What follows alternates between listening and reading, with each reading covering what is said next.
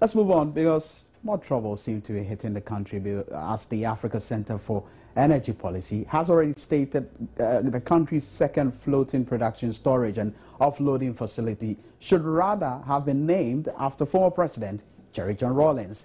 ASEP is of the opinion that former President Rawlings contributed significantly to the development of the oil and gas sector here in Ghana. The Energy Minister on Tuesday announced plans by the government to name the new FPSO after the late President John Evans Atta Mills. According to him, after an exhaustive debate over the naming of the facility, it was agreed that all past presidents have made significant contribution, but preference was given to leaders who have passed on.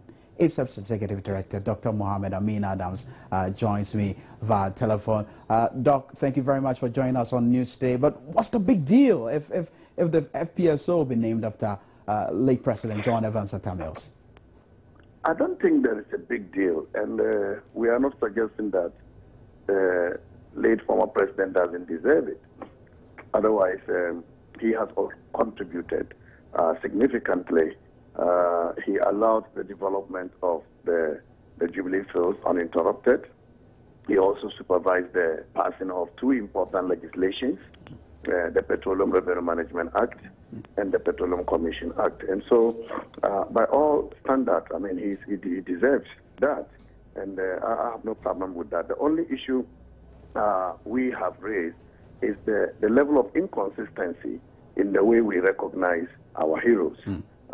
Because after naming FPSO Kwame Nkrumah after the first president for his role, because he brought in the Romanians, he brought in the Russians, who were the first to explore for oil. And they indeed gathered significant data, which has helped our country in the development of the oil and gas industry. So we thought that after Kwame Nkrumah, the next person who contributed significantly was the former President John Rawlings. He set up the GNPC. He passed two important legislation, the Petroleum Exploration and Production Law, PNEC Law 84, which up till now is what we are using to govern the exploitation of petroleum resources, the Petroleum Income Tax Law. And so we thought that he should be the next person to be recognized for his significant role in the development of the industry. But looking at the criteria that was given, I mean, one thing runs across that, look, all the past presidents have done well in contributing to Ghana's oil and gas sector, but the major criteria or the major point looked at was the fact that we're looking at late presidents. And in this case, late President John Evans Atta Mills' name stands tall. And that is fundamentally wrong. I don't think we should recognize people when they pass on.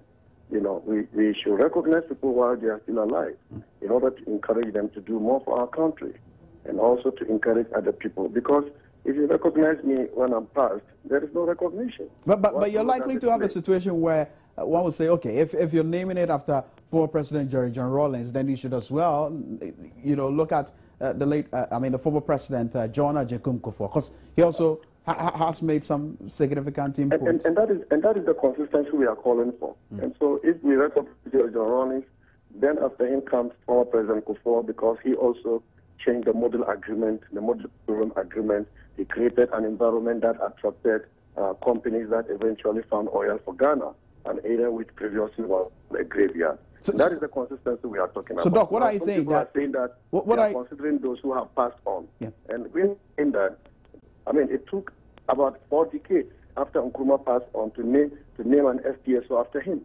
And so however long it takes, the time of former President John Mills will come for him to be recognized. This is me thinking aloud. I mean, if we are to go by what you just said, then we're looking at a situation where we'll name the FPSO after former President Rawlings for some time, and then in another time we change the name and name it after former President John Kufuor, because he has also made significant input into the oil and gas sector, which you agree. We must understand that it is not one FPSO that developing. The first one was named after Kwame Nkrumah. This is a completely new FPSO. It is not that we are changing the name of the old one. And so we are going to have further development, I mean infrastructure, important infrastructure developed in the oil and gas industry. For instance, we just have the Ghana Gas Infrastructure Project about completing. That is a major infrastructure that could also be named after. But I am talking about the consistency If we are selective in the way we recognize citizens, it doesn't unite our country, and that is problematic. And I think we need to be able to address that in order to ensure that everybody feels whatever contribution I make, I'll be recognized when my time comes. Doc, before I finally let you go, let's broaden the discussion a little bit. But this time around, I want us to look at national edifices and you know, monuments like that. I mean, exactly what should be the criteria in naming those? What should be the standard operating, you know, approach, if you will? I think that government has a criteria. You know, what I think we haven't been doing well is that we allow political parties to come and recognize, you know, their party people who contributed their quota. I mean, you see MPP recognizing MPP people. You see NDC owning government recognizing NDC people. I think we need a clear criteria which should be published and debated among citizens so that people are recognized when their time is due, rather than the selective approach that we have used so far. Thank you very much for speaking to us, Dr. Mohammed Amin Adams. He's Executive Director for the Africa Center for Energy.